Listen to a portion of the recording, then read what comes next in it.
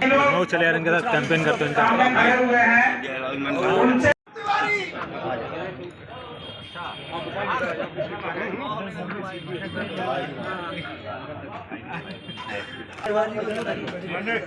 मेरा निवेदन है कि वो पंडाल में अपनी अपनी जगह पर बैठ जाएं।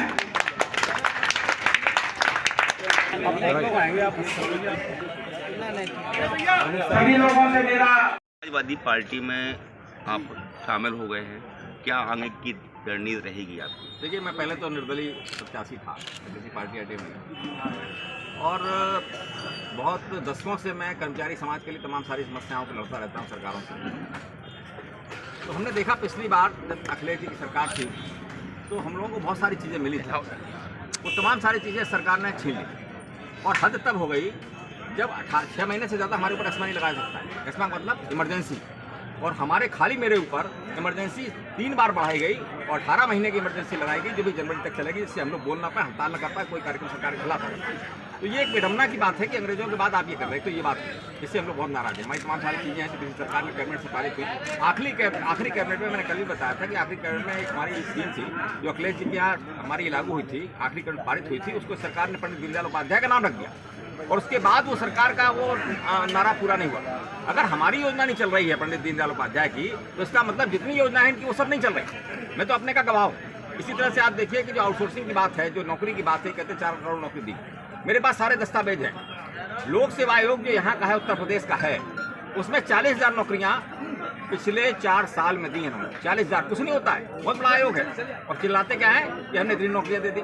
इसके बाद 38 डिपार्टमेंटों की लिस्ट मैंने चीफ सेक्रेटरी को दी थी अभी 3-4 दिन पहले, उसमें 50% पद पड़े हुए हैं। 17 के बाद कोई भर्ती नहीं हुई उसके अंदर। ये सारा आंकड़ा मैं नहीं कह रहा, उनका कह रहा है। आखिर क्या होगा? ये कहते हैं कि भाई बहुत नौकरियां दे दी, आप बताइए आपके घर में कितने लोग लग गए, आपके पड़ोस में कितने लोग लग गए, आपके गांव में कितने लोग लग गए, कहीं लगा हुआ दिखाई पड़ रहा है। तो आखिर ये जुमला किस तक चलेगा, किस तरह का? इस तरह के जुमले मत चलाओ, इससे हमारा इतना नुकसान हो रहा है कि हमारे लोग बेरोजगारी की स्थिति में आ गए। आज 6,000 रुपये में आपको देना चाहते हैं नौकरी, बड़ी मुश्किल से, उसके लिए सिफारिशें चल रही हैं। तो क्या हो रहा है उसमें ईस्ट इंडिया कंपनी जैसे लोग तो चले गए, लेकिन ईस्ट इंडिया कंपनी जैसे लोग ऊपर से आ गए, और वो क्या कर रहे हैं आपके सामने? 6,000 की जगह 5,000 दे रहे हैं आपको, 10,000 की जगह 3, क्योंकि बेरोजगारी बहुत है। और उसके बाद में 5 साल बाद निकाल के बाहर कर देते हैं आपको। क्या होगा? आपके 5 साल बाद आपने किसी काम को सीखा, मजबूरी में सीखा, उसके बाद क्या होगा कि अगर आप 5 साल बाद उसको निकाल देंगे तो वो आत्महत्या करेंगे। और ये स्थितियाँ आपको चिंताजनक है बहुत ज़्यादा पूरे समाज के लिए, कि आपके बच्चों के लिए पढ़ा रहे हैं बहुत अच्छा कि भाई सरकारी नौकरी लगेगी, सरकारी तो खत्म हो गई, प्राइवेट भी खत्म हो गई, और वो भी लगने के बाद निकलेगी आपकी।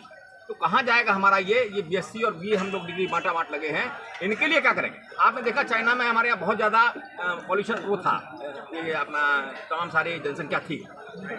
चाइना ने क्या किया?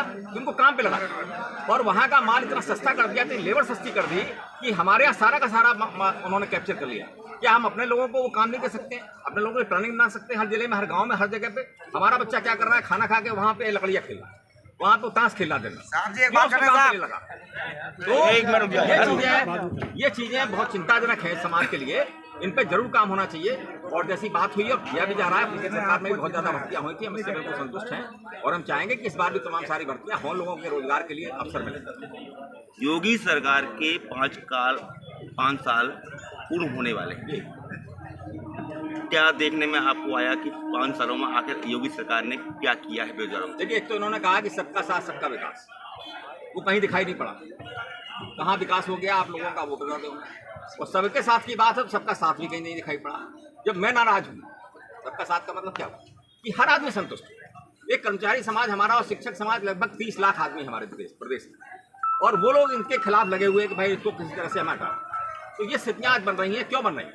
तो ये स्थितियाँ इसीलिए हैं कि वो कहीं धरातल पर दिखाई नहीं पड़ रहा है। जो योजनाएं हैं इनकी, वो योजनाएं कहीं आ नहीं रही हैं। जो योजना पिछली थी वही चल के आ रही हैं, सारी की सारी वही दिखाई पड़ रही हैं।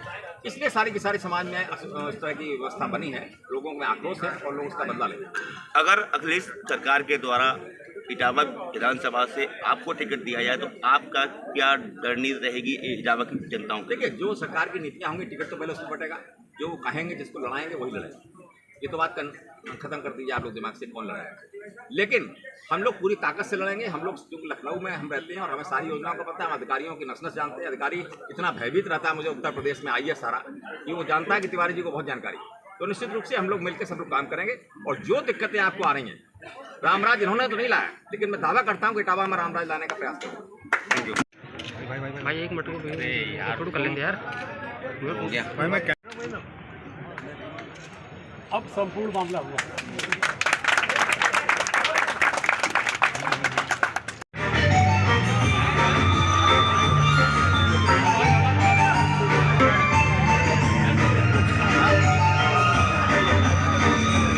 अखिलेश जिंदाबाद, अखिलेश जिंदाबाद, अखिलेश जिंदाबाद, पीछे देख ले लो, अखिलेश जिंदाबाद, पीछे ले ले।